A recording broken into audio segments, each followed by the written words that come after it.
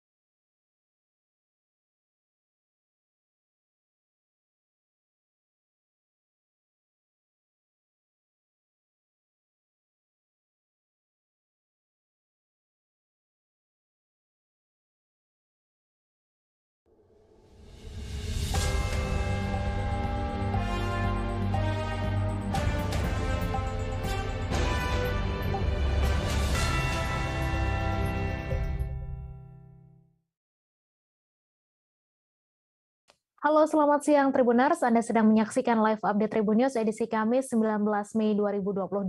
Siang ini akan kami sajikan informasi teraktual dan menarik yang dilaporkan secara langsung oleh reporter lapangan kami. Bersama saya, Meisa Desirait, inilah live update selengkapnya. Rumah dinas dan kediaman pribadi Wali Kota Nonaktif Ambon, Richard Lohenapesi, ikut digeledah Komisi Pemberantasan Korupsi pada Rabu 18 Mei. Dari penggeledahan yang berlangsung kurang lebih 1,5 jam di rumah Richard, KPK membawa kembali 1 koper dan 1 tas. Usai penggeledahan di rumah Lohenapesi, tim kemudian melanjutkan ke rumah pribadi Andrew Hehanusa Bere-Bere Ambon.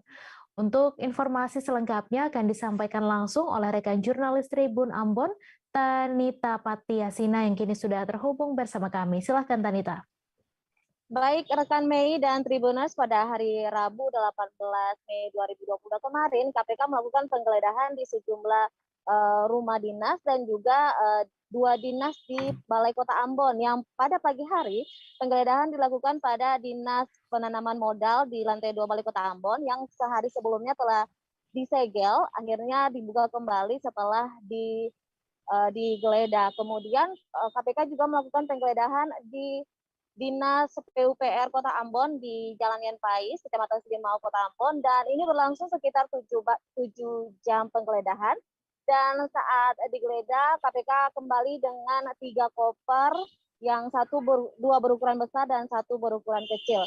Selanjutnya KPK menggeledah rumah dinas Wali Kota Ambon di Karangpanjang Ambon. Itu sore hari sekitar pukul 4 sore. Kemudian itu KPK kembali dengan satu tas koper besar. Dan setelah itu tak hanya di rumah dinas Wali Kota Ambon, KPK juga menggeledah kediaman pribadi Wali Kota Ambon di Kayu Putih. Dan itu tidak berlangsung lama, sekitar 1,5 jam KPK sudah keluar dengan satu koper kecil dan satu kardus, juga satu tas jinjing. Selain itu mereka karena berdekatan, mereka langsung singgah untuk menggeledah rumah pribadi milik tersangka lainnya, yaitu Andrew Erin Hehanusa di Bere-Bere. Untuk di rumah pribadinya Andrew ini tidak berlangsung lama dan sangat cepat sekali, tidak sampai 1 jam. KPK langsung keluar dengan satu koper, tapi terlihat kopernya itu ringan. Dan dari hasil penelusuran kami, di rumah Andrew Hehanusa ini tidak ditemukan bukti apapun. Jadi mereka tidak keluar dengan koper kosong. Kemudian total untuk hari Rabu kemarin, KPK itu keluar dengan sekitar 6 koper dari hasil penggeledahan di sejumlah dinas dan juga di rumah pribadi dan rumah dinas Wali Kota Ambon dan tersangka Erin Hehanusa. Untuk penggeledahan sendiri ini memang berkaitan dengan kasus yang sudah menimpa Wali Kota Ambon Wijayanto Natisi, yaitu kasus suap dan gratifikasi terkait izin pembangunan prinsip salah satu retail di Kota Ambon tahun 2020. Demikian rekan Mei dan Tribuners. Baik, Anita, atas laporan Anda, selamat bertugas kembali. Kejaksaan Negeri Serang menetapkan 2 orang sebagai tersangka dalam kasus dugaan tindak pidana korupsi revitalisasi sentra industri kecil menengah atau IKM Kota Serang. Kedua tersangka itu diantaranya yaitu Yoyo Wicahyono, pejabat Kadis Disporapar Kota Serang, dan Darussalam selaku komanditer CV Gelar Putra Mandiri. Para tersangka diduga terlibat dalam kasus dugaan korupsi revitalisasi sentra IKM pada Dinas Koperasi Usaha Kecil dan Menengah atau Dinkopuk Perindak Kota Serang tahun anggaran 2020. Untuk informasi lebih lengkapnya akan disampaikan langsung oleh rekan jurnalis Tribun Banten, Ahmad Tajudin, yang akan menyampaikan laporannya. Silakan Tajudin. Baik rekan Mei dan Tribuners, perlu diketahui bahwa Kejaksaan Negeri Serang telah menetapkan 2 orang tersangka dalam kasus dugaan tindak pidana korupsi revitalisasi sentra IKM Kota Serang pada tahun anggaran 2022. Di mana kedua tersangka itu diantaranya yaitu Yoyo Wicahyono sebagai Kadis Dispapora Kota Serang yang diketahui sebelumnya pernah menjabat sebagai Kepala Dinas Dinkop UKM Perindak Kota Serang pada tahun 2020. Kemudian tersangka lainnya yaitu Darussalam selaku komanditer dari CV GPM. Nah, para tersangka tersebut diduga terlibat dalam kasus tindak pidana korupsi IKM pada Dinas Dinkop UKM Perindak Kota Serang tahun anggaran 2020, di mana Kepala Kejaksaan Negeri Serang mengatakan bahwa sebelumnya pada tahun 2019 terdapat kegiatan revitalisasi sentra IKM pada Dinas Dinkop UKM Perindak pada tahun 2020 dengan pagu anggaran sebesar 5,5 miliar yang bersumber dari dana alokasi khusus tahun anggaran 2020. Pada saat itu proyek tersebut dimenangkan oleh CP GPM dengan nilai sebesar 5,3 miliar. Kemudian setelah dilakukan pendalaman oleh Kejaksaan Negeri Serang, diduga terdapat indikasi penyimpangan berupa markup, harga dan hasil tidak sesuai dengan spesifikasi yang sesuai dengan ketentuan. Kemudian setelah mendapatkan barang bukti dan juga keterangan dari sejumlah saksi, Kejaksaan Negeri Serang menetapkan 2 orang tersangka dalam kasus tersebut, di mana satu diantaranya itu Yoyo Wicahyono tersebut terlibat dalam kasus dugaan korupsi tersebut lantaran Yoyo yang pada saat itu menjabat sebagai Dinas Dinkop Perindak Kota Serang tahun 2020, di mana dalam proyek IKM tersebut Yoyo berperan sebagai pejabat pembuat komitmen atau PPK, di mana telah melalaikan tugasnya dan kewajibannya sebagai PPK yang seharusnya mengendalikan kegiatan revitalisasi tersebut. Namun Yoyo diduga tidak melaksanakan hal itu, sehingga dalam kasus tersebut merugikan keuangan negara kurang lebih sekitar 800 juta. Sedangkan untuk tersangka Darussalam sendiri yang sebagai komanditer CV, dikatakan Freddy bahwa tersangka telah menyalahgunakan kedudukannya sebagai komanditer dengan memalsukan akta yang diajukan. Sehingga kedua orang tersebut kini ditetapkan sebagai tersangka dan kemudian Kejaksaan Negeri Serang menahan kedua tersangka tersebut di rutan yang berbeda. Untuk Yoyo itu di rutan kelas 2B Pandeglang, sementara untuk Darussalam yaitu di rutan kelas 2 Serang, Mei. Baik, terima kasih Ahmad Tajudin atas laporan Anda. Selamat bertugas kembali. Tim Tabur Kejati Aceh bersama tim Tabur Kejari Nagan Raya menangkap satu terpidana kasus illegal logging yang masuk dalam daftar pencarian orang yang bernama Edi Saputra. Terpidana Edi ditangkap di Nagan Raya pada Selasa 17 Mei malam setelah buron selama 5 tahun pasca turunnya putusan Mahkamah Agung. Edi Saputra divonis dengan hukuman penjara selama 1 tahun dan denda 500 juta rupiah. Untuk informasi selengkapnya akan disampaikan langsung oleh rekan jurnalis Serambi News, Rizwan, yang kini sudah terhubung bersama kami. Silakan Rizwan. Baik rekan Mai dan rekan Tribun, dapat kami laporkan bahwa tim Kejaksaan Tinggi Aceh bersama tim Kejaksaan Negeri Nagan Raya pada Selasa malam menangkap seorang terpidana kasus illegal logging bernama Edi Saputra. Pelaku terpidana tersebut ditangkap di sebuah rumah di Kabupaten Nagan Raya setelah sebelumnya buron pun dalam daftar pencarian orang selama 5 tahun terakhir. Pihak Kejaksaan Negeri Nagan Raya selama ini telah melakukan upaya pemanggilan beberapa kali karena sebelumnya terpidana tidak ditahan selama proses persidangan. Tersangka maupun terpidana Edi Saputra divonis penjara sebagaimana putusan Mahkamah Agung, yaitu 1 tahun, denda 500 juta, subsidiar 1 bulan kurungan. Kejaksaan Negeri Nagan Raya dibantu Polres Nagan Raya langsung mengeksekusi terpidana ke lapas maupun lembaga pemasyarakatan kelas 2B Melabuh Aceh Barat. Kajari Nagan Raya melalui pidana Kasipidum Raden Bayu mengatakan bahwa pihak kejaksaan telah beberapa kali memanggil terpidana untuk melakukan eksekusi, namun upaya itu pelaku kabur sehingga dilakukan upaya-upaya pencarian hingga 5 tahun terakhir. Demikian rekan Mai dan Tribun. Baik, terima kasih Rizwan atas laporan Anda. Selamat bertugas kembali.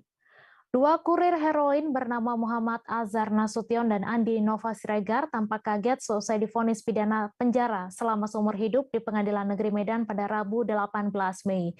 Kedua terdakwa yang mengikuti sidang secara daring tersebut tampak tak percaya diberi hukuman penjara seumur hidup oleh majelis hakim. Diketahui vonis hakim lebih berat dari tuntutan jaksa penuntut umum yang sebelumnya menuntut kedua terdakwa dengan pidana penjara 15 tahun. Untuk informasi selengkapnya akan disampaikan langsung oleh rekan jurnalis Tribun Medan, Gita, yang kini sudah terhubung bersama kami. Silakan Gita.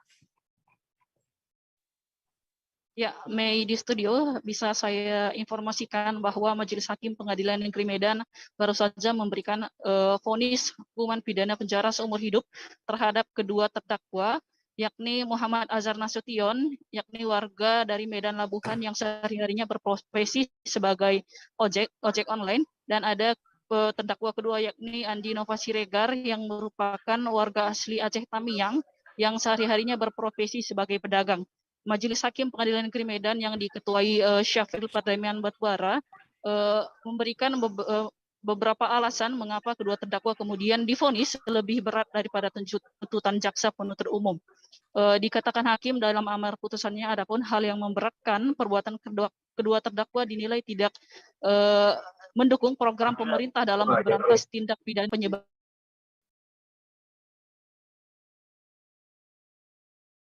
narkotika. Sementara itu, adapun hal yang meringankan tidak ditemukan terhadap kedua diri terdakwa. Majelis Hakim juga menilai bahwa perbuatan terdakwa ini dapat merusak generasi bangsa serta perbuatan terdakwa dinilai meresahkan masyarakat. Majelis Hakim menilai bahwa kedua terdakwa ini telah terbukti bersalah menjadi kurir narkotika jenis heroin dan melanggar pasal 114 ayat 2 Undang-Undang Nomor 35 Tahun 2019 tentang narkotika. Adapun kronologi singkat perkara ini, yang mana awal mulanya terjadi pada September 2021 lalu saat Muhammad Azhar dihubungi oleh seseorang bernama Edwin yang menawarkan dia pekerjaan seperti itu. Kemudian Edwin menyuruh dia untuk bertemu dengan Zul yang saat ini masih masuk dalam daftar pencarian orang Kejaksaan Negeri Medan. Saat bertemu, keduanya pun sepakat untuk melaksanakan transaksi narkotika jenis heroin tersebut. Namun sebelumnya aparat kepolisian sudah mendapatkan informasi dari masyarakat bahwa di Jalan Cemara, Medan Labuan tersebut akan adanya transaksi narkotika pada saat itu. Nah, pada saat aparat kepolisian melihat kedua terdakwa sedang melakukan transaksi, pada saat itu juga aparat kepolisian langsung menangkap kedua terdakwa, yang mana para terdakwa sudah dijanjikan akan mendapatkan uang kurang lebih sebesar 2 juta rupiah apabila berhasil menjual heroin tersebut. Demikian, Mei. Terima kasih Gita dari Tribun Medan atas laporan Anda. Selamat bertugas kembali.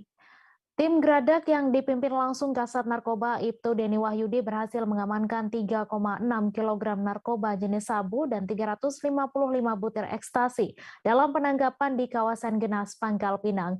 Bandar Besar Tri Junianto ditangkap saat akan mengantarkan barang bukti ke pengedar jaringan. Penangkapan dilakukan saat tim Gradak mendapatkan informasi akan terjadi transaksi narkoba di Desa Riau, Kecamatan Riau Silip, Kabupaten Bangka. Untuk informasi selengkapnya akan disampaikan langsung oleh rekan jurnalis Bangka Pos, Dedi Marjaya, yang kini sudah terhubung bersama kami. Silakan, Dedi. Ya, selamat siang Mei dan Tribuners. Dapat saya laporkan bahwa tim Gradak Satres Narkoba Polres Bangka berhasil mengungkap penyalahgunaan narkoba dengan membekuk bandar besar narkoba di Desa Riau, Kecamatan Riau Silip, Kabupaten Bangka, di mana awal penangkapan bermula saat tim Gradak mendapat informasi akan adanya transaksi narkoba di kawasan tersebut. Tim Gradak yang melakukan pengintaian melihat saat itu melintas seseorang yang diduga sebagai sasaran atau TO dari bandar narkoba itu sendiri. Saat bandar narkoba itu memberikan barang ke orang lain, tim Gradak langsung mengambil keputusan untuk menabrakkan motor mereka ke motor sang bandar, dan sehingga bandar itu sendiri terjungkal kemudian berhasil dibekuk. Saat itu juga tim Gradak juga sempat melepaskan tembakan ke peringatan ke atas untuk mengantisipasi hal-hal yang tidak diinginkan. Saat digeledah, tim Gradak cukup terkejut dengan jumlah barang bukti yang diamankan saat itu. Sekitar 162,9 gram sabu dan 10 butir ekstasi, yang untuk jumlah di wilayah Kabupaten Bangka itu cukup besar. Kasat Narkoba Ibtu Deni Wahyudi kemudian mengambil keputusan untuk langsung mengembangkan penangkapan itu ke kediaman bandar di daerah Kota Pangkal Pinang. Diketahui saat dilakukan penggeledahan di rumah kediaman sang bandar, didapatin 3 paket besar narkoba masing-masing seberat 1 kilo atau total 3 kilogram, di mana barang itu belum dibuka sama sekali.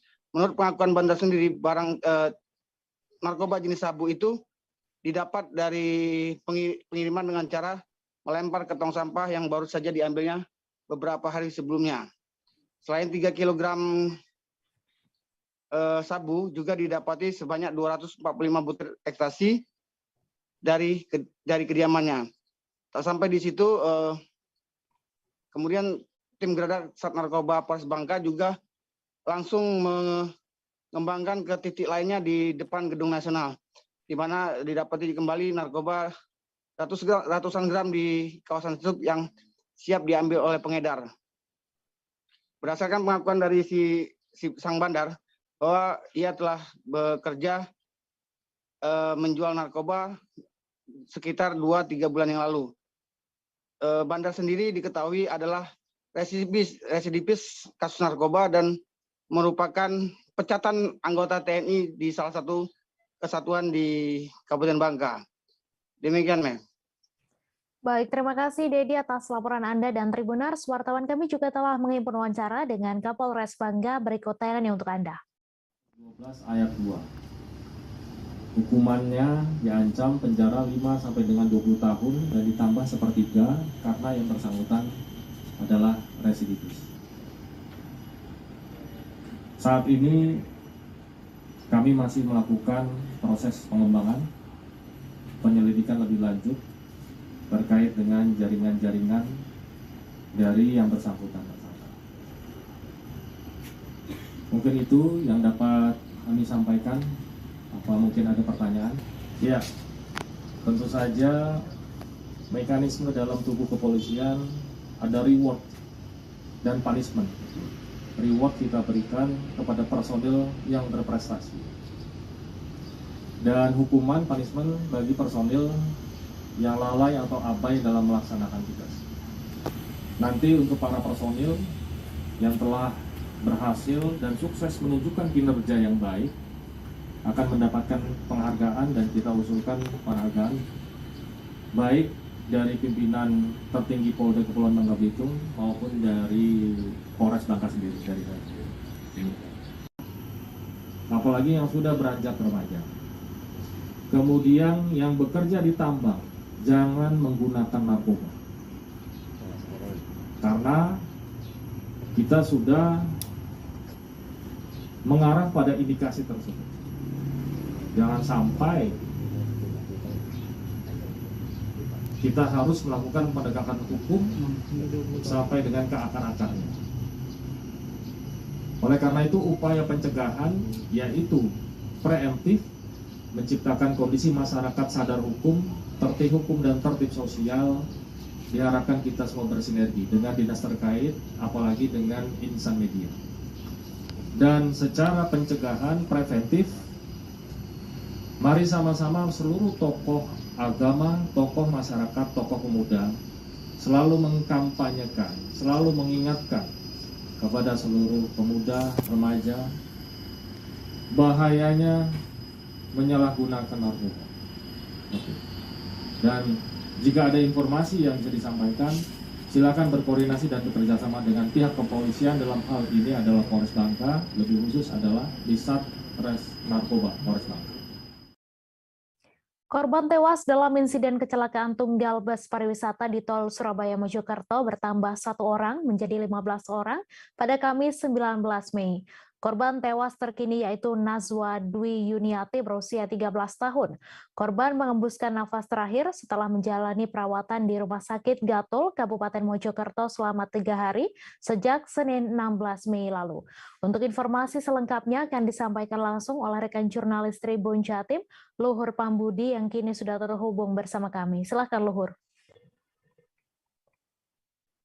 Baik, selamat siang Tribuners. Jadi kami sampaikan update perkembangan terbaru mengenai penyelidikan atas insiden kecelakaan tunggal dari bus pariwisata PO Ardiansyah yang terjadi di tol Surabaya-Mojokerto KM 712400. Ternyata hari ini di hari ketiga proses penanganan medis terhadap 19 orang korban terkonfirmasi.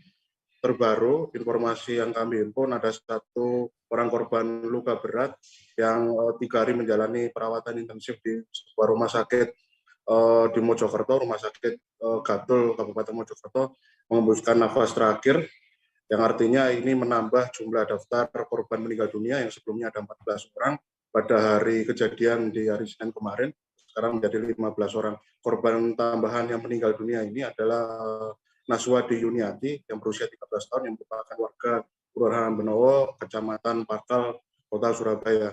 Jadi informasi yang kami himpun, korban meninggal dunia sekitar pukul 3.30 Kamis 19 Mei 2022.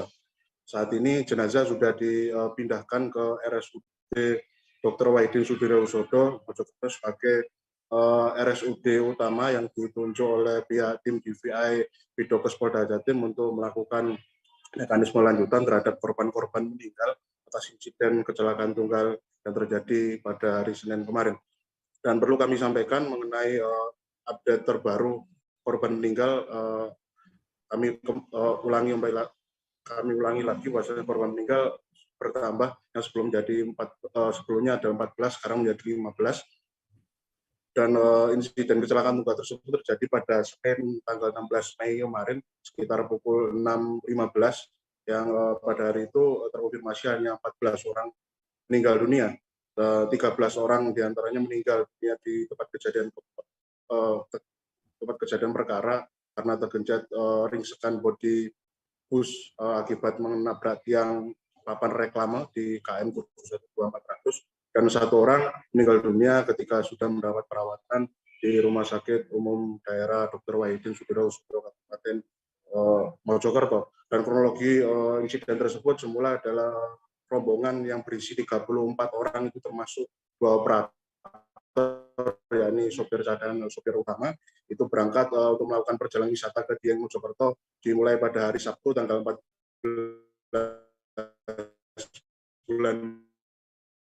bulan Mei, kemudian akan dari 2015, dan ketika sudah melakukan perjalanan sekian jam dan 30 menit menjelang kota Surabaya, ketika melintas di kawasan kota Mojokerto di kilometer 712.400, bus tersebut menghantam sebuah tiang papan reklame yang berada di bahu kiri jalan di ruas titik tersebut.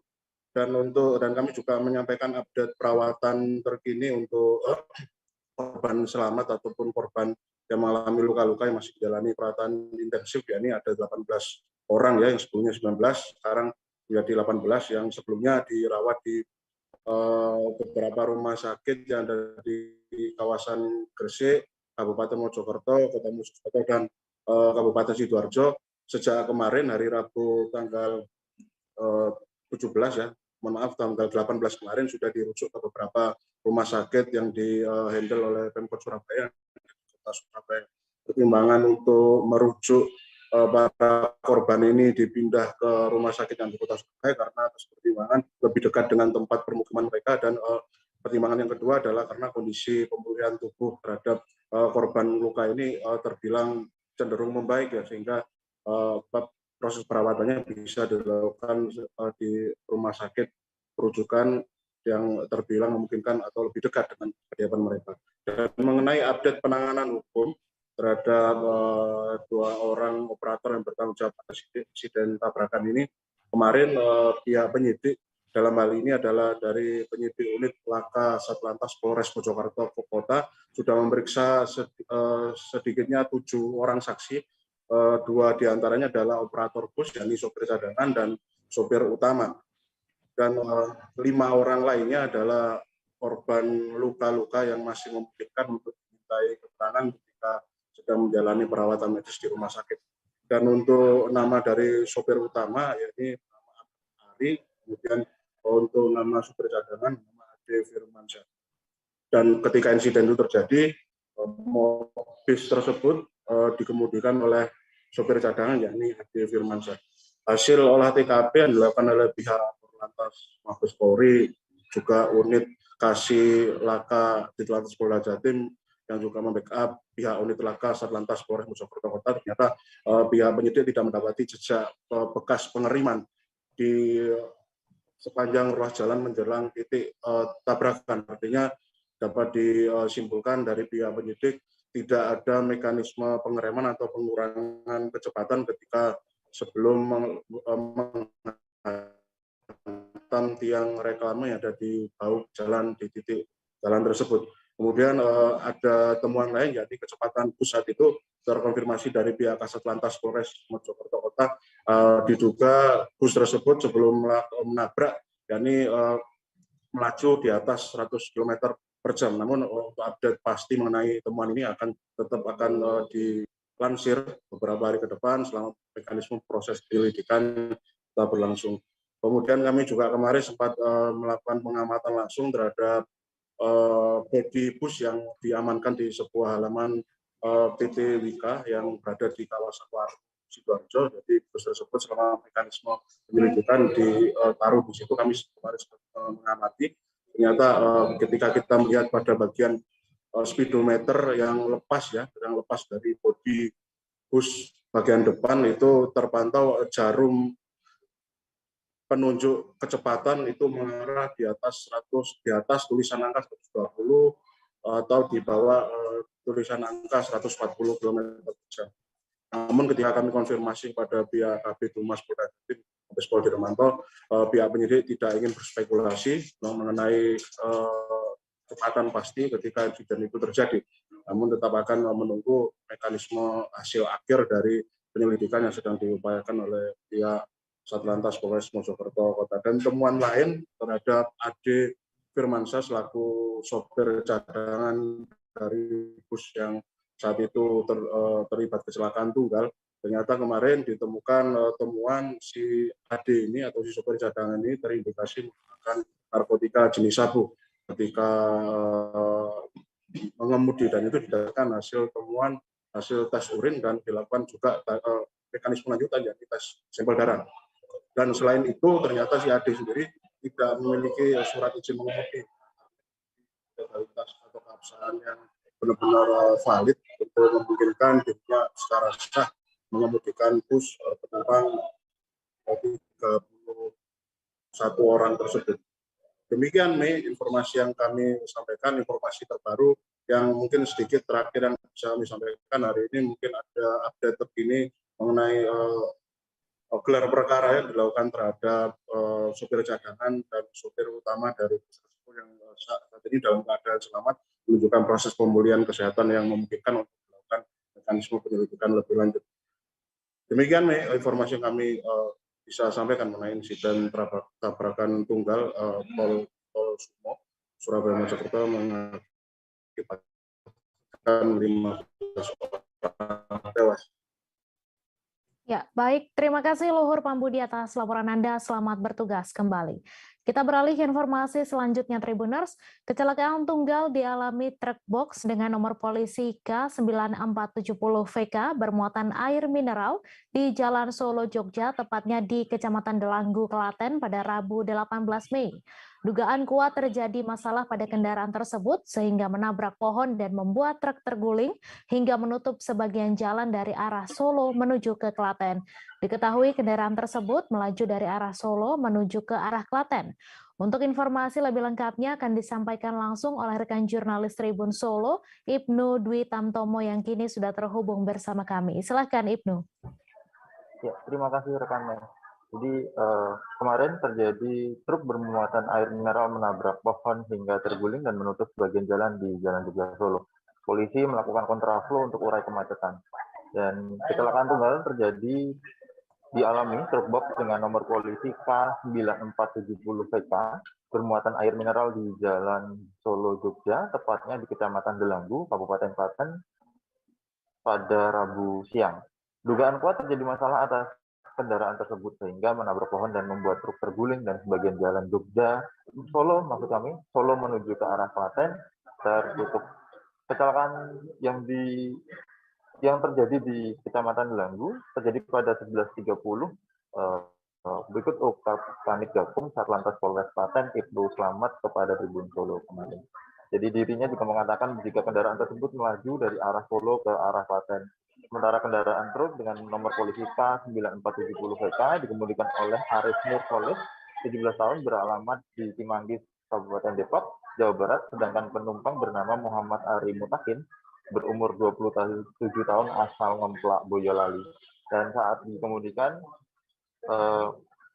kondisi truk tersebut semula normal, namun saat melintasi Kecamatan Delanggu, kuat dugaan untuk sementara ini ada kerusakan pada bagian gas. Namun untuk penyebab pastinya hal tersebut masih dalam penyelidikan. Dalam dugaan awal, setelah dilakukan pengecekan oleh anggota yang berada di lapangan, diperoleh data bahwa kendaraan tersebut atau gas yang ada pada kendaraan tersebut mengalami kerusakan, yaitu tersendat saat dilakukan peningkatan kecepatan begitu. Dengan keadaan tersebut susah untuk dikendalikan sehingga membuat truk oleng dan akhirnya menabrak pohon yang berada di sebelah kiri jalan. Selamat menjelaskan bahwa kejadian tersebut membuat truk yang terguling menutup sebagian jalan di Jalan Jogja Solo. Evakuasi berjalan kurang lebih 1 jam dan akibat penutupan arus arah dari Solo menuju ke arah Jogja di Belanggung mengalami kemacetan yang cukup panjang. Dan untuk mengatasi kemacetan tersebut, akhirnya polisi sempat untuk melakukan kontraflow melalui jalan searah, yaitu dari jalan Jogja menuju ke arah Solo. Untuk korban, yakni supir dan penumpang hanya mengalami luka ringan, lecet di beberapa bagian dan tidak ada luka yang serius. Bahkan keduanya disampaikan oleh polisi bahwa sempat membantu proses evakuasi, ya ini barang-barang yang terdapat dalam tersebut. Dan untuk total kerugian hingga saat ini diperkirakan sekitar 3 juta rupiah. Dan dirinya juga menghimbau kepada masyarakat, terutama pada pengendara, agar lebih berhati-hati dalam mengemudikan kendaraannya. Pastikan semua yang sudah dilakukan pengecekan terhadap kendaraan yang akan digunakan. Berikut rekan Mei yang dapat saya laporkan. Baik, terima kasih Ibnu atas laporan Anda. Selamat bertugas kembali. Seorang warga Melawi bernama Arli Santoso dikejutkan dengan penemuan sesosok mayat mengapung di atas Sungai Kenyikap. Kejadian itu bermula saat dirinya hendak memancing di lokasi sungai tersebut pada Senin 16 Mei sore. Peristiwa tersebut sontak menghebohkan masyarakat di lokasi sekitar Sungai Kenyikap. Untuk informasi lebih lengkapnya akan disampaikan langsung oleh rekan jurnalis Tribun Pontianak, David Nurfianto yang kini sudah terhubung bersama kami. Silakan David. Baik, terima kasih rekan Mei. Menghebohkan warga Kabupaten Melawi, seorang pemancing bernama Arli Santoso menemukan sesosok mayat yang mengapung di atas Sungai Kenyikap, tepatnya di Dusun Mekar Harapan, Desa Baru, Kecamatan Nangapino, pada Senin 16 Mei 2022 sekitar pukul 16.30. Kejadian tersebut saat ia hendak memancing menyusuri Sungai Kenyikap dan mencium bau tak sedap. Namun ketika mendekat, rupanya ada sesosok mayat yang mengapung berjenis kelamin laki-laki, dan atas kejadian tersebut ia langsung melaporkannya ke pihak kepolisian. Dan pada hari yang sama pihak kepolisian langsung melakukan evakuasi dan membawa jasad tersebut ke Rumah Sakit Umum Daerah Kabupaten Melawi untuk dilakukan pemeriksaan lebih lanjut. Terima kasih rekan Mei. Ya, baik, terima kasih David atas laporan Anda. Selamat bertugas kembali. Sesosok jenazah lelaki bernama Karyadi alias Aden ditemukan di sebuah rumah kontrakan di Tanjung Pandan, Belitung. Korban ditemukan dalam kondisi tengkurap menggunakan celana pendek biru dan baju hitam. Hingga kini belum diketahui penyebab meninggalnya Karyadi dan tengah diselidiki pihak kepolisian. Untuk informasi lebih lengkapnya akan disampaikan langsung oleh rekan jurnalis Pos Belitung, Disa Ariandi yang kini sudah terhubung bersama kami. Silakan Disa. Baik, betul sekali Mei. Rabu kemarin sudah ditemukan sesosok jenazah yang sudah mengeluarkan bau yang tidak sedap di salah satu kontrakan yang beralamatkan di Jalan Pak Mangga RT 12 RW 05 Kelurahan Pangkalalang Tanjung Pandan Belitung, di mana jenazah tersebut diduga sudah 3 hari tidak terlihat oleh warga sekitar ataupun tetangga ataupun pemilik kontrakan. Terakhir pemilik kontrakan mengetahui jenazah tersebut sempat menanyakan tentang air yang tidak hidup di kontrakan pada hari Senin kemarin. Kali pertama jenazah tersebut ditemukan oleh abang kandung korban yang saat itu hendak mendatangi kontrakan karena korban tidak ada kabar selama 3 hari belakangan. Saat ditemui, kakak kandung korban bernama Fadli yang saat itu sempat mengetuk pintu bagian depan beberapa kali namun tidak ada jawaban dari korban. Lantaran korban, Fadli penasaran, sehingga kakak kandung korban pergi ke pintu samping dan ternyata di pintu samping kondisi Fadli sudah bisa masuk karena pintu tidak terkunci. Sehingga Fadli melihat dari kejauhan korban sudah tidak bernyawa. Korban tidak bernyawa alias sudah meninggal dunia di atas kasur. Saat itu menggunakan celana biru, baju merah, dan posisi tangan kanan korban memegang handphone. Setelah beberapa saat kemudian mengetahui kejadian ini, warga sekitar langsung melapor ke pihak Satreskrim Polres Belitung untuk dilakukan tindak lanjut. Hasil dari identifikasi pihak kepolisian, untuk korban tidak ada tanda-tanda kekerasan dan diduga kuat korban meninggal dunia karena mengidap penyakit hipertensi. Setelah itu, setelah dilakukan identifikasi, jenazah ini dikembalikan kepada keluarga korban dan untuk dimakamkan lebih lanjut. Demikian, Mei, melaporkan. Baik, terima kasih Disa Ariandi atas laporan Anda. Selamat bertugas kembali. Kapolres Bantaeng AKBP Andi Kumara angkat bicara terkait meninggalnya seorang pemulung bernama Nuru berusia 77 tahun. Nuru diduga meninggal setelah dianiaya oknum polisi yang bertugas di PT Huadik. Aksi penganiayaan Nuru tersebut diduga terjadi saat ia tengah memulung besi tua pada Selasa 17 Mei lalu. Untuk informasi lebih lengkapnya akan disampaikan langsung oleh rekan jurnalis Tribun Timur, Firky Arisandi, yang kini sudah terhubung bersama kami. Silakan Firky. Ya, baik Mei. Jadi kasus dugaan penganiayaan terhadap dua orang pemulung di Kabupaten Bantaeng terjadi Selasa 17 Mei 2022 kemarin. Dan kasus ini menggemparkan sejumlah keluarga dan memancing amarah sejumlah kerabat korban dengan melakukan blokade pintu masuk ke kawasan PT Huadi di Kabupaten Bantaeng. Menurut keterangan salah seorang korban yang berhasil selamat, Mujahid Daen Tojeng mengatakan bahwa kasus bahwa mereka diduga dianiaya oleh oknum anggota polisi yang berjaga di perusahaan tersebut. Pada saat itu mereka sedang melakukan pekerjaan sebagai seorang pemulung mencari besi tua di kawasan wilayah kawasan. Namun setelah itu beberapa anggota dari pihak kepolisian melakukan pengejaran terhadap mereka sehingga mereka dianiaya. Dan satu korban meninggal dunia atas nama Nuru berusia 77 tahun dengan beberapa luka di bagian tubuhnya. Ada bekas jahitan juga di leher belakangnya.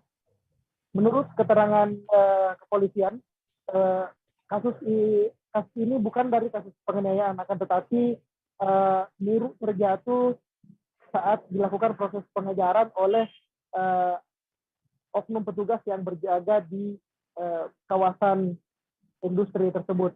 Namun untuk informasi lebih jelasnya saat ini masih menunggu hasil visum dari kepolisian, menunggu hasil autopsi yang dilakukan karena kemarin jenazah Nuru itu dibawa ke Kota Makassar sekitar 130 km dari Kabupaten Bantaeng untuk dilakukan autopsi. Dan hingga pagi tadi proses blokade masih dilakukan oleh warga. Mereka menuntut keadilan dan meminta agar oknum polisi yang diduga melakukan tindak penganiayaan terhadap dua orang ini diberikan hukuman yang setimpal. Kemudian Kapolres Bantaeng Bapak AKBP Andi Kumara juga menjelaskan bahwa pihaknya masih melakukan penyelidikan terhadap kasus ini.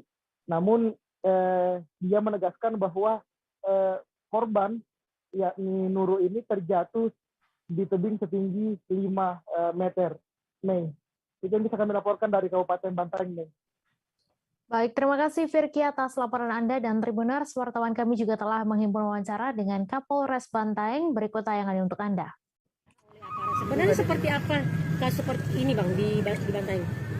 Baik, jadi berdasarkan laporan dari anggota hari Selasa pagi itu ada patroli, ya patroli ini 3 brimob, 1 polisi Polres Bantaeng, kemudian 2 personel satpam. Saat patroli mereka jam 2 pagi, antara jam 2 dan 3 itu melihat ada sekitar 5-6 cahaya di daerah perusahaan yang di situ katakanlah namanya daerah bekas-bekas limbah lah itu. Tapi itu dalam area perusahaan. Kemudian karena itu dalam perusahaan, dia patroli. Dari tim ini patroli. Saat patroli melihat memang di situ ada yang tadi cahaya itu memang orang gitu. Kemudian setelah diperingatkan mereka kabur. Mereka kabur, kemudian ada satu yang ketangkap. Satu ketangkap atas nama M. Satu ketangkap, kemudian setelah kita tanya sebentar, itu salah satu security bilang, Pak, ada juga cahaya di bawah. Itu bisa dicek. Setelah dicek, rupanya di bawah ada yang sekarang jadi korban ini. Yang meninggal ini. Jadi jarak antara tempat dia meninggal dengan yang atas itu kurang lebih 25 meter Pak ya. 25 meter. Jadi kayak perbukitan gitu. Jadi kemungkinan dia jatuh kemudian sampai bawah. Ini kemungkinan. Namun setelah mau dibawa polisi, Mojopati, yang korban ini bilang saya mau tidur sini aja, tapi anggota tetap. Penjualan daging sapi di Pasar Mandalika Bertais, Kota Mataram, Nusa Tenggara Barat tetap berjalan seperti biasa. Terkait isu PMK yang menjangkiti ratusan sapi di Lombok, para pedagang mengaku hal itu tidak berpengaruh terhadap penjualan daging di pasar. Untuk info lebih lengkapnya akan disampaikan langsung oleh rekan jurnalis Tribun Lombok, Laila Tuniam, yang kini sudah terhubung bersama kami. Silakan Laila. Baik, terima kasih rekan Mei. Selamat siang Tribuners semua dimanapun Anda berada. Saya Laila Tuniam, reporter tribunlombok.com, melaporkan dari Kota Mataram. Terkait dengan isu PMK atau penyakit mulut dan kuku yang menjangkiti ratusan ternak di Lombok, itu tidak berpengaruh terhadap penjualan daging sapi yang ada di pasar-pasar tradisional Kota Mataram. Ini dibuktikan dengan pengakuan sejumlah pedagang yang ada di pasar bahwa mereka mengaku penjualan daging sapi itu berjalan seperti biasa. Bahkan tidak ada keluhan dari para pelanggan. Kemudian isu PMK juga di pasar itu bukan sesuatu yang perlu ditakutkan. Karena sejauh ini pemotongan di rumah potong itu sudah diawasi oleh pihak yang berwenang. Sapi yang dipotong itu sudah melewati beberapa proses pemeriksaan. Kemudian informasi terkini, pasar ternak di Kota Mataram itu sudah ditutup karena ini ditakutkan akan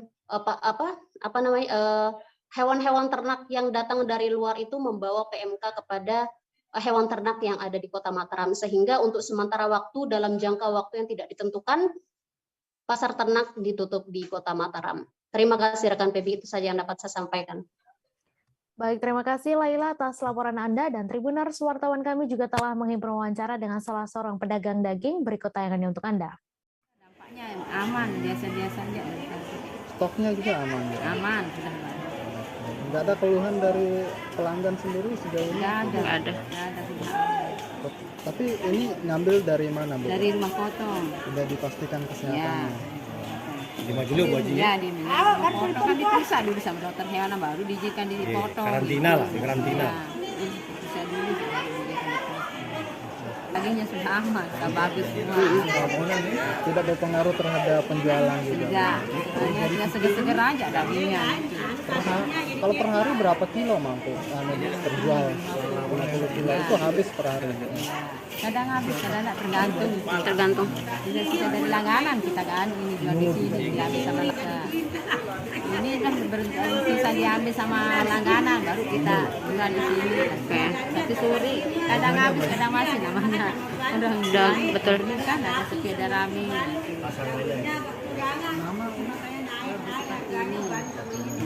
Bu Suhartini? Supartini. Oke, baik. Kunjungan masyarakat umum ke titik nol Ibu Kota Negara atau IKN bakal dibatasi. Keputusan pembatasan kunjungan itu karena semakin meningkatnya jumlah kunjungan masyarakat dari waktu ke waktu. Bahkan saat kunjungan pada Lebaran kemarin mencapai lebih dari 5.000 orang. Untuk informasi selengkapnya akan disampaikan langsung oleh rekan jurnalis Tribun Kaltim, Nita Rahayu, yang kini sudah terhubung bersama kami. Silakan Nita. Baik, terima kasih rekan Mei. Dapat kami laporkan dari Kabupaten Penajam Pasar Utara. bahwa kunjungan masyarakat umum ke kawasan titik nol ibu kota negara bakal dibatasi dalam waktu dekat ini. Hal tersebut berdasarkan penuturan dari Sekretaris Camat Sepaku Adi Kustaman beberapa waktu lalu.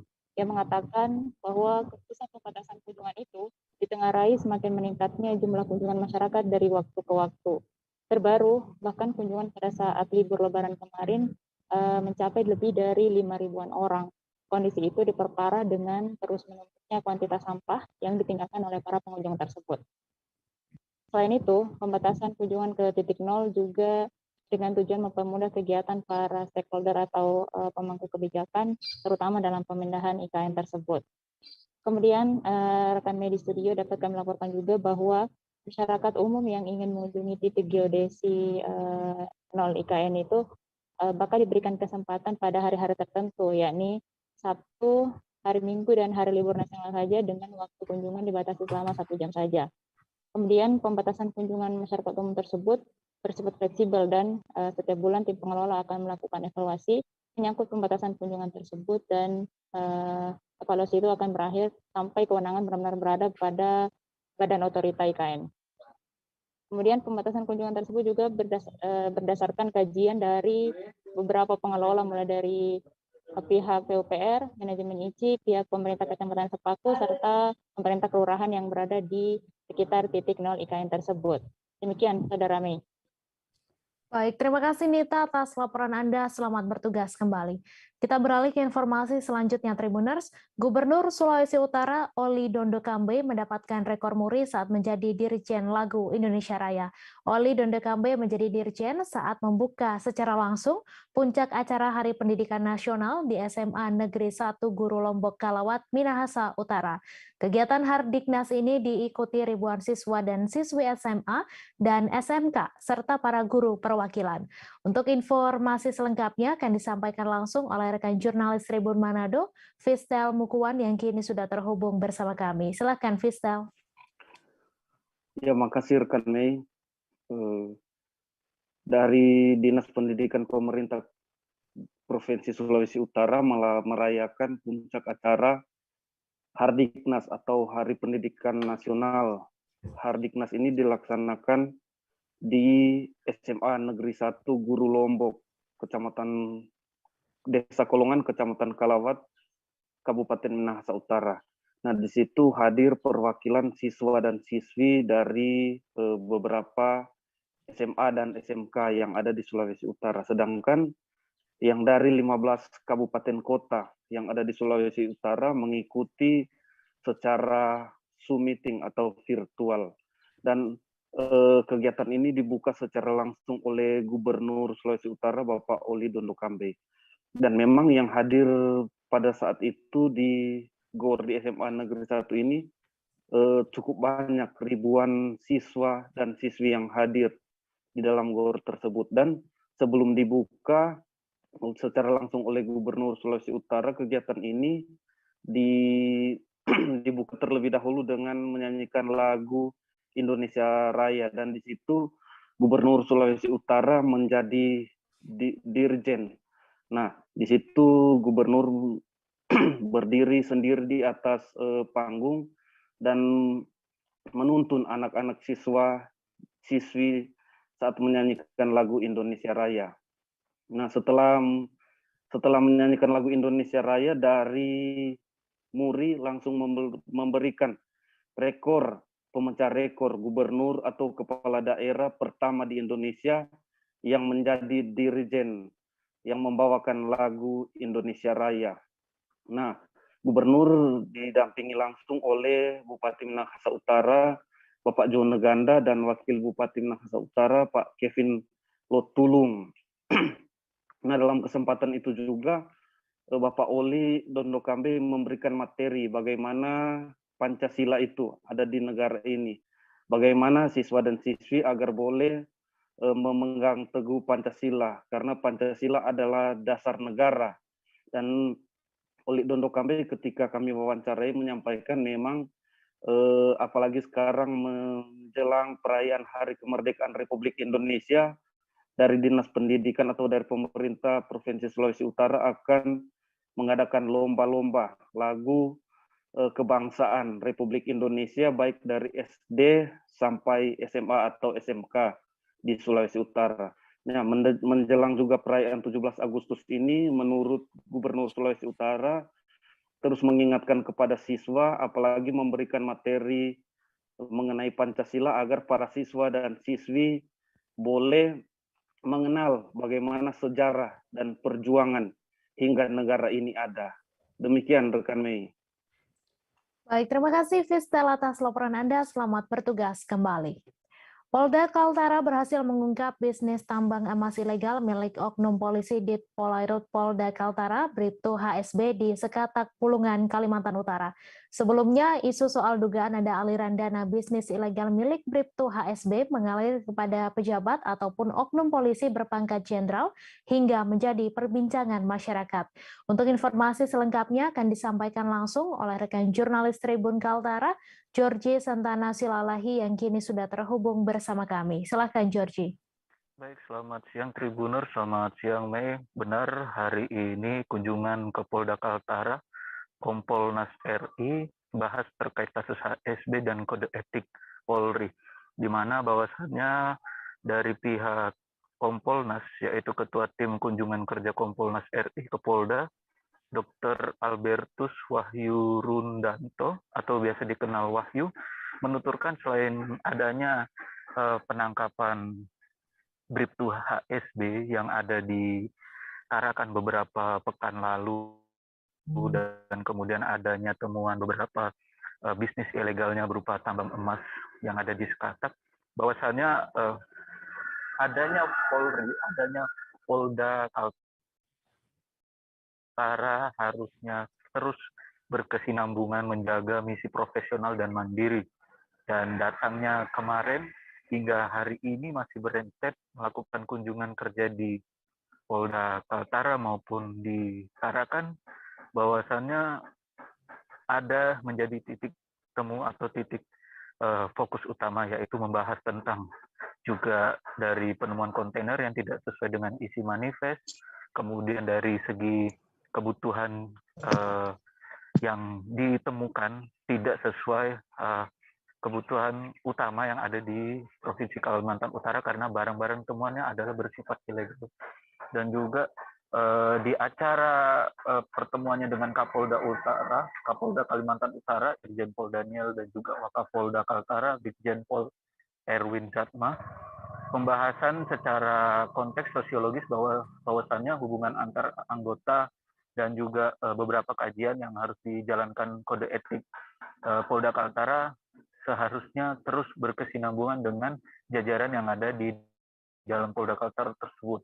Bahwasannya untuk mengantisipasi adanya temuan-temuan ini tidak kembali terjadi di hari ke depan. Dan kemudian menurut Ketua Tim Kunjungan Kerja Komisi Kepolisian Nasional Kompolnas, yaitu Dr. Wahyu Albertus, mengatakan adanya temuan-temuan mengenai aliran dana Bribtu HSB kepada oknum-oknum petinggi pejabat di Polda ataupun di luar Polda Kaltara, bahwasannya itu sudah ditangani oleh pihak PPATK, yaitu Pusat Pelaporan dan Analisis Transaksi Keuangan. Bahwasannya menurut informasi yang dia himpun dari Ditkrimsus Polda Kaltara tentang temuan aliran dana itu sudah ditangani PPATK dan juga nantinya Ditkrimsus sudah menyampaikan akan bersinergi juga dengan beberapa OPD terkait ataupun KPK untuk melakukan pengecekan nomor rekening siapa saja yang mendapatkan aliran dana dari Bribtu HSB dalam bisnis tambang ilegalnya yang di Sekatak. Bahwasannya dari 5 tersangka yang sudah diamankan, Dr. Albertus Wahyu Rundanto atau Wahyu dipanggilnya sudah diamankan dan 1 orang masih dalam tahap DPO, yang dimana hingga saat ini proses penyelidikan oleh Ditkrimsus Polda Kaltara masih berlangsung. Lebih lanjut bahwasannya aliran dana ini dari HSB ke oknum polisi yang berpangkat jenderal dan pejabat sudah dilaksanakan sesuai koridornya, yang dimana bisa teratasi secara cepat penyelidikan oleh Polda Kaltara. Dan dia juga menyampaikan peran Kompolnas di Polda Kaltara juga sangat penting, bahwasannya ia ingin melakukan penyelidikan itu secara koordinatif dan juga transparan, dan supaya masyarakat di Kalimantan Utara bisa mengetahui kasus yang menggemparkan yang ada di masyarakat Kalimantan Utara, yaitu Bribtu HSB. Dan bahwasannya juga ketika ditanyakan soal proporsional Kompolnas RI di Kalimantan Utara, yaitu berperan aktif dalam memiliki kaidah atau yang terus-menerus membantu Polda jikalau ada aliran-aliran dana ataupun bisnis yang masih berkembang di wilayah Kabupaten Bulungan maupun di daerah lainnya yang ada di Provinsi Kalimantan Utara. Dan pihak Kompolnas menyampaikan secara terbuka bahwasannya kalaupun ada temuan-temuan lebih mendalam lagi di bisnis ini, bisa menyampaikan kepada Polda maupun Kompolnas, dan apapun yang berkaitan dengan aliran dana itu sudah ditanganin oleh PPATK dan juga akan bekerja sama dengan KPK, dan itu akan dibuka secara terbuka dari yang sudah ditemukan kepada masyarakat. Sementara itu Wahyu juga menekankan kalau mengenai kasus sampai saat ini pihaknya akan terus mengikuti dan akan memberitahukannya kepada Kapolri untuk penanganan lebih lanjut, yang dimana adanya yang tadi saya sampaikan Balpres yang ditemukan pertama di Kota Tarakan. Saat ini beliau dengan bersama tim jajarannya melakukan kunjungan kerja ke lokasi tersebut dan juga mencari tahu sampai mana titik penyelidikan oleh teman-teman dari Polda Kaltara maupun tim Satuan Polda Kaltara yang ada di Kota Tarakan. Demikian, Mei, yang bisa dapat saya sampaikan. Kembali ke studio. Terima kasih. Terima kasih Georgie atas laporan Anda, dan Tribunars, wartawan kami juga telah menghimpun wawancara dengan Ketua Tim Kunjungan Kerja Kompolnas. Berikut tayangannya untuk Anda. Tapi karena ranking di atas itu polda-polda yang besar-besar, Polda Metro, Polda Sumut, Polda Jatim, Polda Sulsel yang dari kasus ini apakah ada oknum lain yang juga terlibat? Tadi kita hanya kita belum tahu pasti, tapi kita minta kalau ada dan membutuhkan untuk dukungan dari kami atau dari lembaga lain, apakah itu KPK, apakah itu dari mungkin instansi lain yang terkait, kami akan siap untuk memberikan dukungan. Kalau beredar informasi kan ini tentang ilegal di KSB ini ada dengan dari jenderal juga, terus bergabung dengan itu yang kami belum boleh pastikan. Tapi kami tadi minta kalau toh ada jangan ragu-ragu, karena sekarang era sudah terbuka. Apa yang perlu ditekan Kompolnas, Pak, soal pengusutan? Iya, kami sudah sampaikan kepada Pak Kapolri agar Pak Kapolri nanti juga membackup anak buahnya kalau kerja benar. Jadi ada reward and punishment. Kalau anak buahnya kerja benar, proporsional, ya harus didukung. Itu yang kami minta. Sehingga nanti siapa yang pelakunya, dari mana larinya uang itu bisa ketahuan. Karena itu kewenangan ada di PPATK. Kita ini permintaan dari Kompolnas juga, Pak, ya? Mereka sudah melakukan, sudah ada secara resmi sudah ada. Kita hanya ingin agar dipercepat. Jadi kita mendorong ya.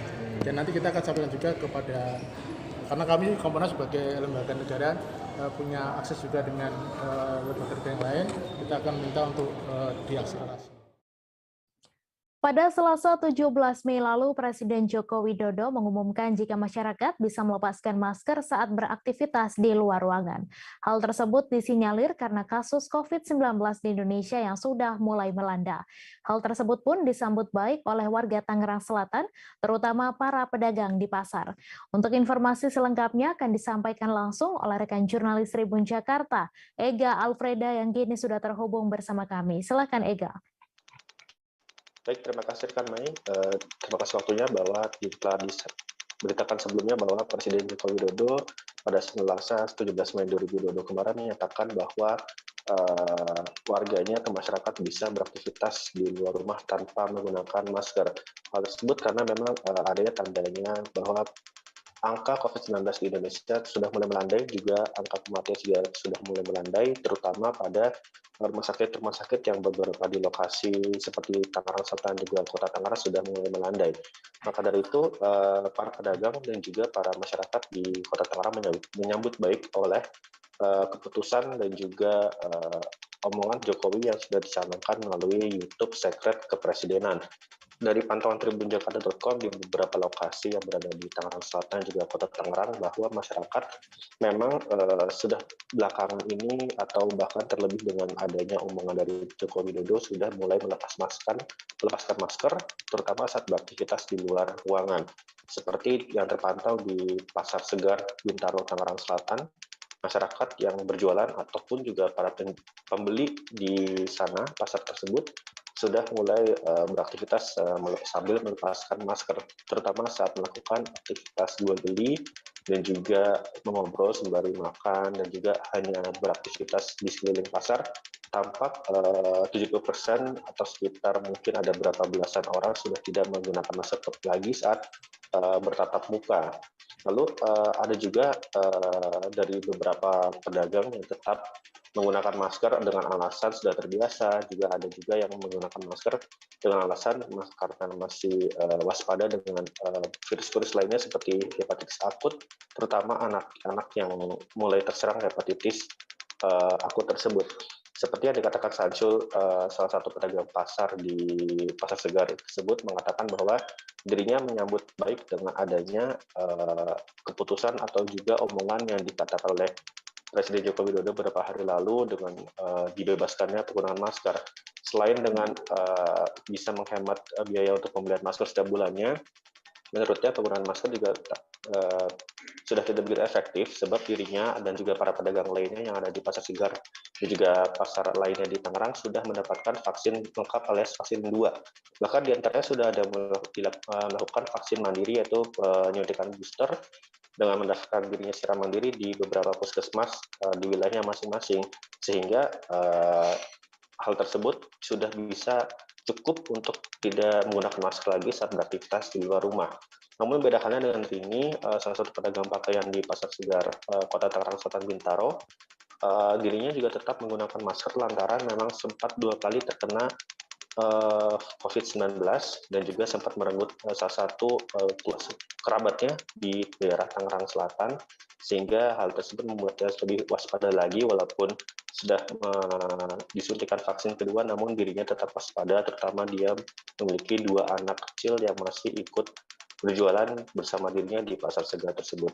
Hal tersebut yaitu keputusan Jokowi juga disambut baik oleh pemerintah Kota Tangerang sendiri, di mana pemerintah juga tetap mengikuti protokol kesehatan yang ada, karena sebenarnya sejatinya arahan dari Presiden Joko Widodo tersebut hanya sebatas omongan dan belum ada surat edaran yang menetapkan bahwa masyarakat diperbolehkan untuk melepaskan masker saat beraktivitas di luar rumah, seperti yang dikatakan Wali Kota Tangerang Arif Wismansyah yang mengatakan kalau pemerintah setempat tidak melakukan atau belum mengeluarkan surat edaran atau perpol yang mengatur bahwa masyarakat boleh tidak menggunakan masker saat beraktivitas di luar rumah. Hal tersebut membuat bahwa pemerintah Kota Tangerang masih harus mewaspadai adanya serangan-serangan virus lain seperti hepatitis akut ini, walaupun angka COVID-19 sudah mereda, cuman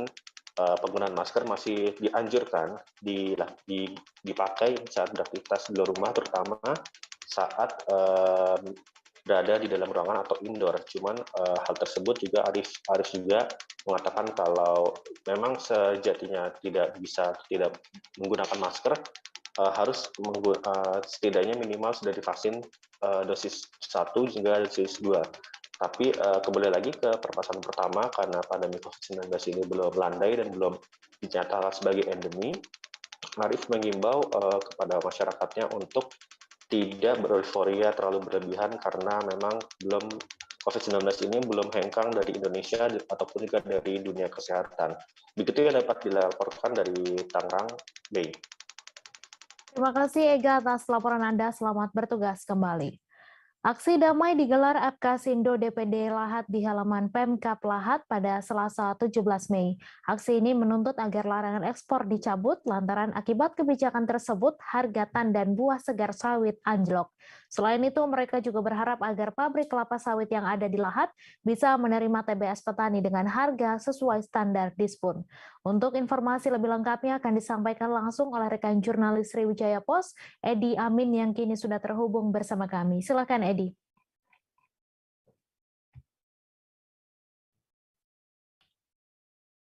Bahwa kami ulang. Baik, terima kasih Mei. Dapat kami sampaikan bahwa telah terjadi aksi unjuk rasa, aksi damai di halaman kantor Pemkab Lahat kemarin. Aksi ini merupakan aksi gabungan para petani sawit yang tersebar di Kabupaten Lahat.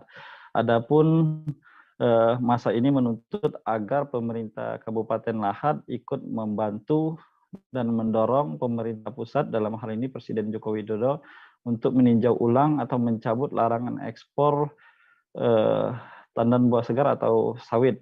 Hal ini dikarenakan para petani semenjak adanya kebijakan larangan ekspor ini membuat harga sawit di kalangan petani anjlok hingga hanya berkisar di angka 1.200 per kilonya. Hal inilah yang membuat para petani saat ini menjerit dan mengeluhkan harga tersebut. Tidak hanya itu saja, saat ini pabrik-pabrik atau toke-toke yang selama ini merupakan tempat para petani sawit menjual sawitnya juga tidak menerima lagi pembelian sawit dikarenakan mereka beralasan bahwa harga yang ada saat ini tidak sesuai dengan ongkos atau biaya yang akan dikeluarkan saat akan menjual sawit ke kabupaten lain. Kemudian aksi massa ini sendiri berjalan cukup damai dan langsung disambut oleh Sekda Kabupaten Lahat, Bapak Chandra, dan beliau juga siap membantu para petani dalam hal ini. Yang pertama, siap untuk mengirimkan surat kepada Presiden Joko Widodo untuk meninjau ulang kebijakan larangan ekspor sawit ini. Yang kemudian Pemkab Lahat juga bersedia untuk melakukan inspeksi mendadak ke pabrik-pabrik dan para toke-toke sawit yang ada di Kabupaten Lahat agar masih mau menerima hasil sawit dari para petani di Kabupaten Lahat. Demikian kami kabarkan Mei dari Kabupaten Lahat, Provinsi Sumatera Selatan. Baik, terima kasih Edi Amin atas laporan Anda, dan Tribuners, wartawan kami juga telah menghimpun wawancara dengan Sekda Lahat serta Ketua DPD Apkasindo Lahat. Berikut tayangannya untuk Anda.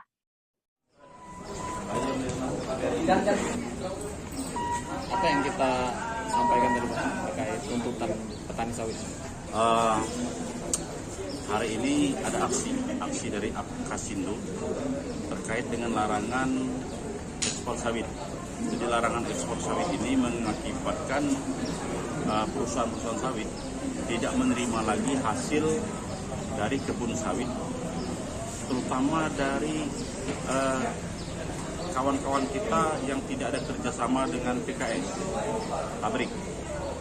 Bahkan kawan-kawan kita yang sudah ada kerjasama juga terbatasi terkait dengan larangan ekspor CPO ini. Ada beberapa perusahaan yang sudah kami kunjungi, seperti SMS malah tidak lagi menerima hasil dari plasma atau vendor-vendor terkecuali inti. Hal ini akan mengakibatkan perekonomian yang ada di desa-desa di area kelapa sawit bermasalah. Jadi kawan-kawan di situ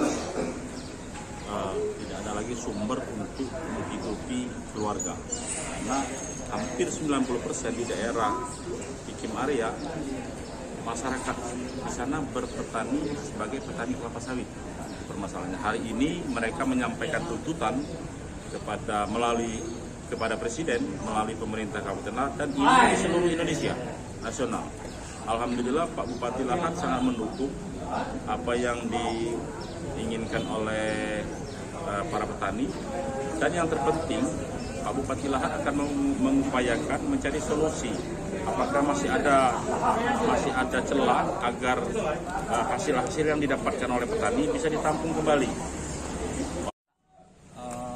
Dalam hal ini Bupati Lahat agar membangun PKS lah yang ada di Lahat. Mungkin bukan cuma pabrik kelapa sawit. Harapan kita di Lahat juga besok kita bangun pabrik minyak sayurnya. Jadi di sisi lain para petani sawit itu tertolong dengan harga TBS. Yang lainnya lagi masyarakat juga tidak terbebani gitu kan dengan harga minyak sayur. Dan apabila di Kabupaten Lahat ini kita bangunkan pabrik kelapa sawit, ini salah satunya lapangan kerja, mungkin pendapatan asli daerah, belum dampak-dampak yang lain. Harga di lapangan gimana Pak? Harga di lapangan? Harga di lapangan hari ini udah anjlok betul. Berapa Pak? Ini sudah di angka 1.200 tinggal. Sebelumnya? Sebelumnya 3.400-an. Alasan mereka apa? Alasan mereka ini juga ada kaitannya dengan PKS. Oke ya, itu dulu, nanti kita lanjut aja Pak. Pendistribusian bantuan langsung tunai atau BLT minyak goreng di Kabupaten Majalengka, Jawa Barat mulai dilakukan. Bahkan pendistribusian itu diwarnai aksi pengawalan ketat dari aparat TNI. Kegiatan itu dilaksanakan di halaman kantor Kecamatan Majalengka pada Rabu 18 Mei kemarin. Untuk informasi lebih lengkapnya akan disampaikan langsung oleh rekan jurnalis Tribun Cirebon, Eki Yulianto yang kini sudah terhubung bersama kami. Silakan Eki. Ya, selamat siang Tribuners, dapat saya laporkan bahwa ribuan warga Kecamatan Majalengka, Kabupaten Majalengka mendapatkan bantuan langsung tunai minyak goreng atas program dari Kementerian Koordinator Bidang Perekonomian Indonesia. Pada kesempatan ini, anggota TNI dari Kodim 0617 Majalengka berkesempatan melakukan pendistribusian langsung ke masyarakat. Kemarin merupakan hari pertama pendistribusian yang menyasar 817 warga. Nah, sementara sisanya dilanjutkan pada hari ini dan besok, yang mana jika ditotalkan berjumlah 1.537 orang untuk Kecamatan Majalengka. Namun jika ditotalkan seluruh Kabupaten Majalengka itu jumlahnya mencapai 20.000. Nah, pantauan saya kemarin sejak pagi warga sudah mendatangi kantor Kecamatan Majalengka. Mereka langsung dibantu dan dikawal oleh TNI yang berjaga di pintu masuk hingga di meja penerimaan uang tunai bantuan tersebut sebesar 300.000. Hingga siang, alhamdulillah pendistribusian berjalan aman dan lancar.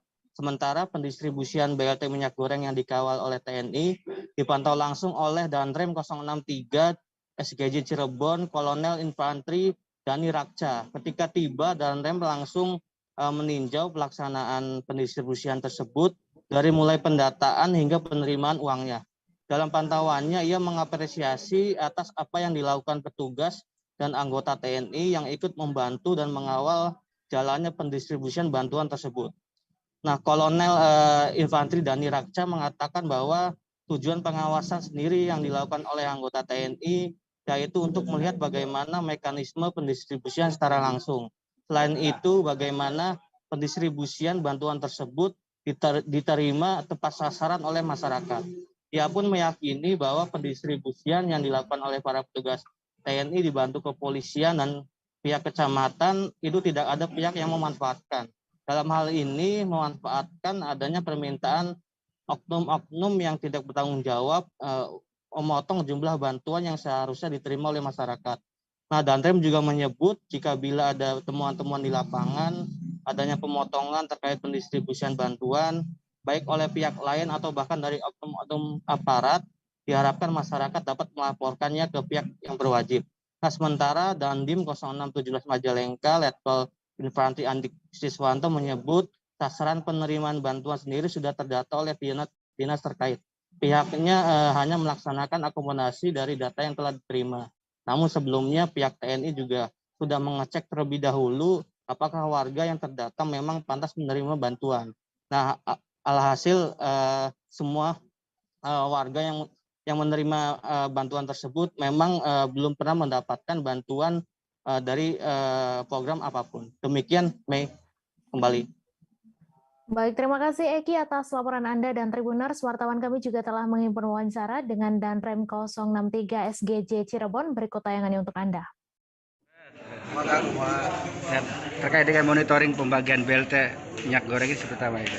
Ya, jadi saya ke sini kapal Danrem Pembagian Sungai Hidayati sesuai dengan perintah Bapak Panglima TNI kemarin kami melaksanakan rapat koordinasi oleh Panglima TNI dan dari semua Pangdam.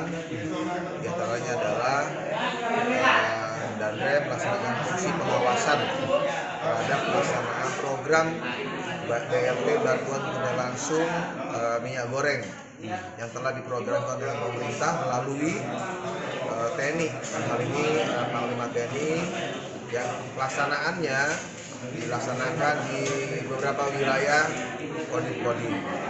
Dan tentunya dalam pelaksanaan ini juga dibantu oleh dari teman-teman dari Polsek, dari Pak Camat, Pak Bupati, supaya semuanya lancar.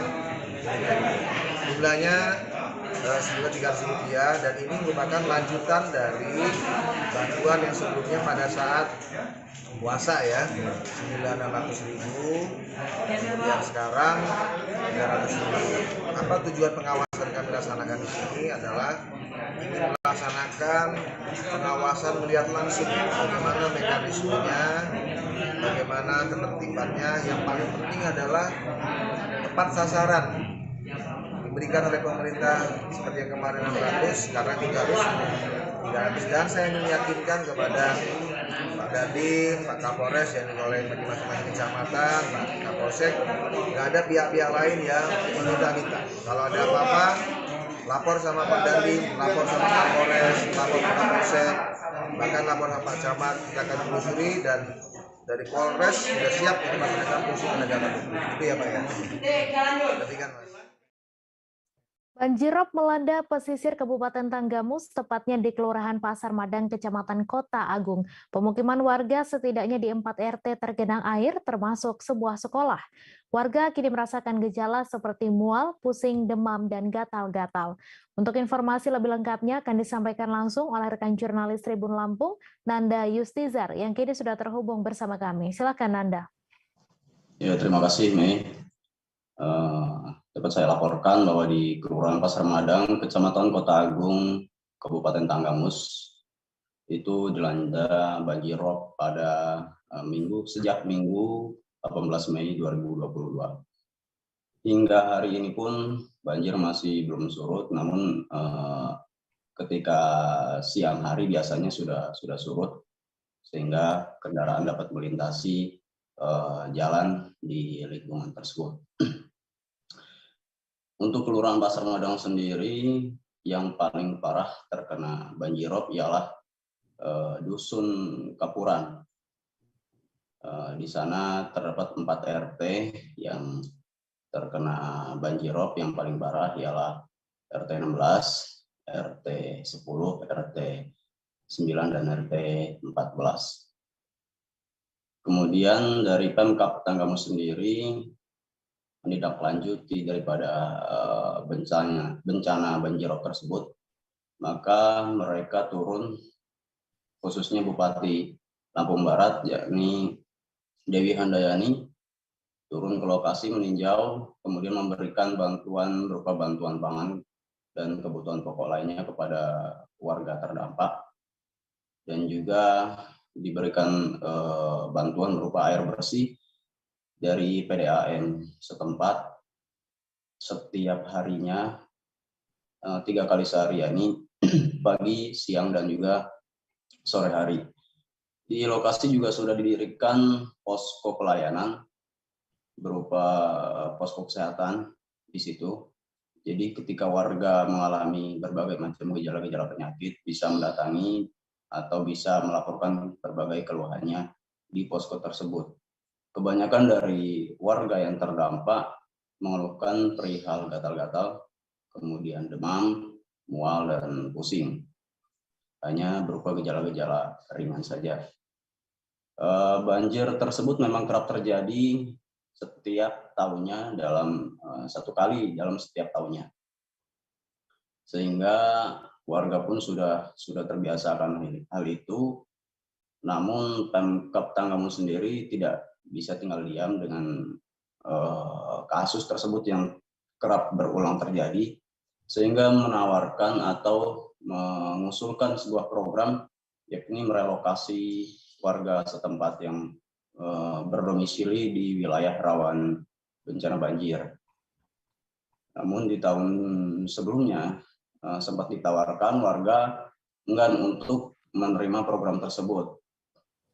Lantaran bisa menurut Sekda atau Sekretaris Daerah Tanggamus yakni Hamid, Heriansyah Lubis itu mengatakan bahwa bisa jadi itu karena kurang efektifnya sosialisasi terhadap warga, sehingga warga gagal paham atas apa yang dinamakan dengan relokasi tersebut.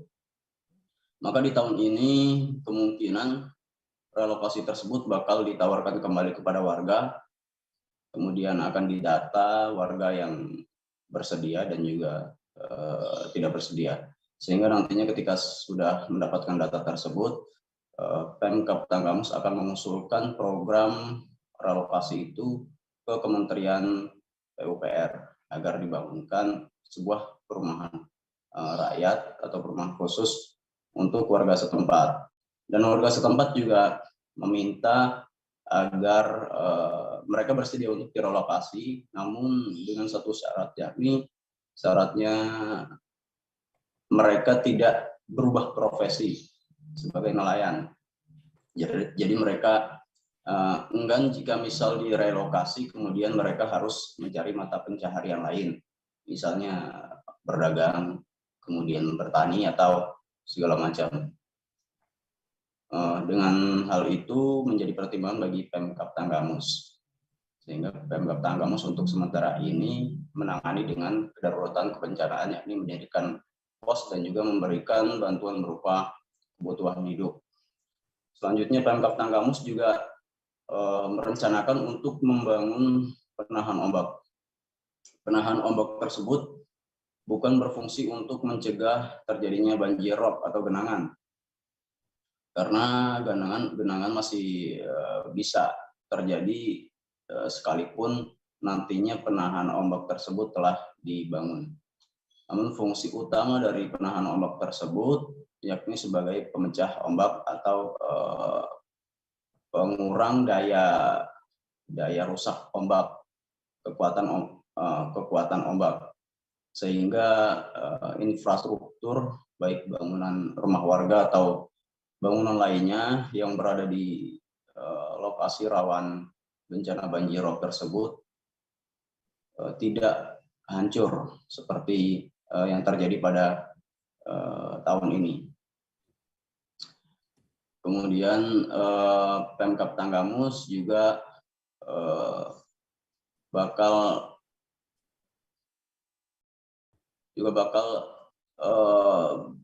mensosialisasikan ini program ini melalui berbagai macam media, baik media sosial maupun media-media seperti baliho dan segala macam, serta melalui interaksi atau secara lisan.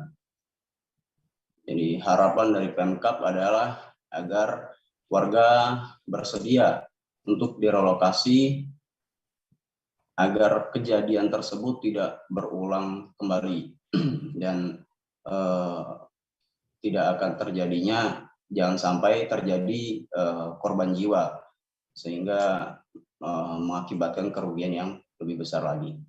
Demikian, Mei, saya kembalikan ke studio. Baik, terima kasih Nanda atas laporan Anda. Selamat bertugas kembali. Motif bullying dan penganiayaan bocah 16 tahun yang terjadi pada Minggu 15 Mei lalu di Serpong, Tangerang Selatan kini telah terungkap. Usai video penganiayaan tersebut viral, polisi pun langsung bergerak cepat. 4 dari 8 pelaku yang masih di bawah umur pun telah dimintai keterangan. Untuk informasi lebih lengkapnya akan disampaikan langsung oleh rekan jurnalis Warta Kota, Raf Sanjani Simanjorang yang kini sudah terhubung bersama kami. Silakan Raf. Ya, terima kasih rekan Mei. Ya, Polres Kota Tangerang Selatan bergerak cepat untuk menindaklanjuti laporan bullying dan juga penganiayaan terhadap korban yang berusia 16 tahun berinisial MZA, di mana AKP Aldo Primananda Putra selaku Kasat Reskrim Polres Tangerang Selatan menjelaskan pihaknya telah meminta keterangan dari 4 yang saat kemarin masih berstatus sebagai saksi, di mana ada 8 pelaku yang diduga ikut terlibat di kasus bullying dan juga penganiayaan MZA. Dan dari keempat saksi yang diperiksa, terdapat kronologis alasan kenapa korban akhirnya dibully ataupun dianiaya oleh teman sepermainannya. Awalnya adalah pada minggu lalu korban bersama terlapor yang yang merupakan di bawah umur sebenarnya merupakan teman bermain satu kawasan dan bertetangga. Dan saat itu mereka berniat hendak begadang dan juga bermain game online secara tim. Namun tim mereka kalah dan kekalahan itu diduga akibat dari kesalahan korban. Hal itu pun yang membuat akhirnya korban menjadi sasaran pelampiasan para pelaku. Dan korban juga disundut rokok hingga bara api rokok tersebut padam di lidah korban serta beberapa luka di tangan, dan juga diketahui korban ternyata fobia terhadap buah-buahan. Namun di situasi tersebut para pelaku menakut-nakuti korban dengan cara memberikan buah pepaya yang memang ada di lokasi. Sementara itu, karena memang pelaku memang di bawah umur, untuk kasus ini memang rencananya nanti akan dilakukan diversi ataupun musyawarah antar keluarga korban juga keluarga pelaku. Dan saat ini kondisi korban memang telah membaik dan akan terus didampingi oleh pihak kepolisian untuk membangkitkan kembali psikologis daripada korban. Demikian rekan Mei, kembali ke studio. Terima kasih Rafa atas laporan Anda, dan Tribuners, wartawan kami juga telah mengimpun wawancara dengan Kasat Reskrim Polres Tangsel. Berikut tayangannya untuk Anda. Kekerasan yang beredar, Pak, tanggapan dari kepolisian seperti apa, Pak? Ya, bisa kita sampaikan, kita dari Polres Tangerang Selatan sudah menerima laporan dari korban yang merupakan dari pelapor yang merupakan ibu korban, yang korbannya merupakan anak berumur 16 tahun. Berdasarkan kabar yang beredar ataupun viral, itu korban merupakan disabilitas, itu tidak benar. Korban merupakan anak di bawah umur, berumur 16 tahun. Dia juga sekarang sedang menempuh sekolah di salah satu SMP negeri di wilayah Tangerang Selatan. Ya, pada saat membuat laporan polisi, kita dari pihak kepolisian sudah mendampingi korban untuk mengantarkan visum ke rumah sakit untuk melakukan visum dan berobat terhadap luka yang diderita oleh korban. Kemudian setelah laporan polisi kita terima, kita kemudian melengkapi administrasi penyelidikan untuk melakukan penyelidikan lebih lanjut dan klarifikasi para saksi-saksi yang ada. Kalau untuk kronologi singkatnya seperti apa sih, Pak, sebenarnya, Pak? Ya, bisa saya sampaikan kronologi awal, yaitu korban bersama para terlapor yang merupakan anak di bawah umur juga, diketahui merupakan teman bermain di satu kawasan, yaitu mereka juga semuanya saling bertetangga, hendak bergadang. Pada saat bergadang itu mereka ingin bermain game online, yaitu secara tim. Kemudian tim itu kalah yang diduga akibat kesalahan dari korban. Akibat dari kekalahan dari tim itu, korban jadi pelampiasan para teman-teman, yaitu teman-teman yang di situ adalah para pelaku anak yang dilaporkan. Kemudian tepat sehari pasca dinyatakan hilang, seorang pria bernama Marimin berusia 47 tahun di Kayu Agung, Sumatera Selatan, akhirnya berhasil ditemukan dalam keadaan tidak bernyawa. Diketahui korban hilang pada Senin 16 Mei siang saat sedang mencari ikan dengan cara menjala. Ia kemudian ditarik seekor buaya ke dasar sungai di kanal jalur 4142 Wahyu Mandira. Untuk informasi lebih lengkapnya akan disampaikan langsung oleh rekan jurnalis Tribun Sumsel, Nando, yang kini sudah terhubung bersama kami. Silakan, Nando. Ya, selamat siang rekan Mei dan para pemirsa Tribun News dimanapun berada. Dapat disampaikan bahwa tepat hari Minggu lalu, sekitar jam 12 siang, terdapat 2 orang pria yang sedang menjalaikan di kanal 41 dan 42 yang berada di Desa Bumi Pratama Mandira, Kecamatan Sungai Benang, Kabupaten Ogan Komering Ilir.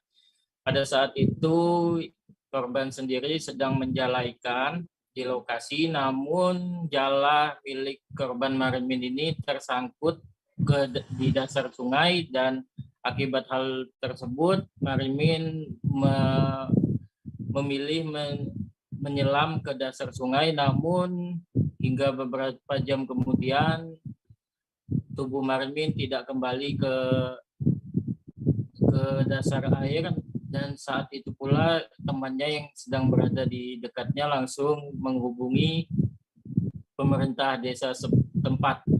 Dan saat itu pula tubuh korban Marimin diperkirakan diseret buaya dengan ukuran besar, dan tepat sehari setelah dilakukan pencarian dengan menggunakan speedboat dan alat-alat seadanya, tubuh Marimin berhasil ditemukan pada pukul 9 pagi, dan setelah itu jenazah sendiri dibawa ke rumah duka dan telah dimakamkan pada Senin lalu.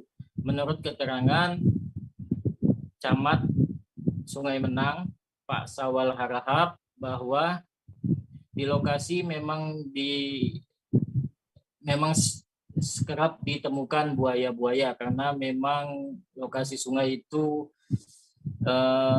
rawan adanya buaya, dan maka itulah agar tidak terjadi korban jiwa selanjutnya, pihak pemerintah kecamatan, pemerintah desa, dan kepolisian saat ini sedang berupaya mencari cara agar memindahkan buaya-buaya tersebut ke lokasi yang jauh dari aktivitas masyarakat.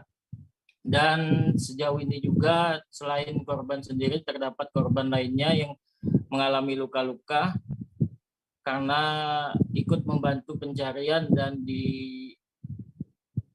diterkam oleh buaya di kanal 41 dan 42 tersebut. Oke, sekian Mei yang dapat saya sampaikan. Baik, terima kasih Nando atas laporan Anda. Selamat bertugas kembali. Sebanyak 3 petak bangunan di Nagari Sungai Buluah, Kecamatan Batang Anai, Kabupaten Padang Pariaman hangus terbakar pada Rabu 18 Mei sore. 3 bangunan tersebut diantaranya 2 unit rumah dan 1 pangkalan gas dan minyak tanah. 3 bangunan yang terbakar tersebut milik 2 kepala keluarga. Untuk informasi lebih lengkapnya akan disampaikan langsung oleh rekan jurnalis Tribun Padang, Wahyu Bahar, yang kini sudah terhubung bersama kami. Silahkan Bahar. Siap, terima kasih Mei. Dan Tribuners, dapat kami laporkan bahwasanya telah terjadi sebuah peristiwa kebakaran yang melanda 3 petak bangunan di Nagari Sungai Buluah, Kecamatan Batang Anai, Kabupaten Padang Pariaman, Provinsi Sumatera Barat. Kejadian ini diperkirakan terjadi mulai pukul 17.30 WIB. Hal tersebut diungkapkan oleh Wali Nagari Sungai Buluah, Agusta Alidin, yang menjelaskan 3 bangunan tersebut diantaranya ialah 2 unit rumah milik 2 keluarga dan 1 pangkalan gas dan minyak tanah. Adapun kata dia 3 petak bangunan tersebut milik 2 kepala keluarga. Awalnya kata dia saat kejadian dia sedang tidak berada di lokasi. Kemudian Agusta diberitahu masyarakat bahwa 3 petak bangunan milik warga itu sudah terbakar.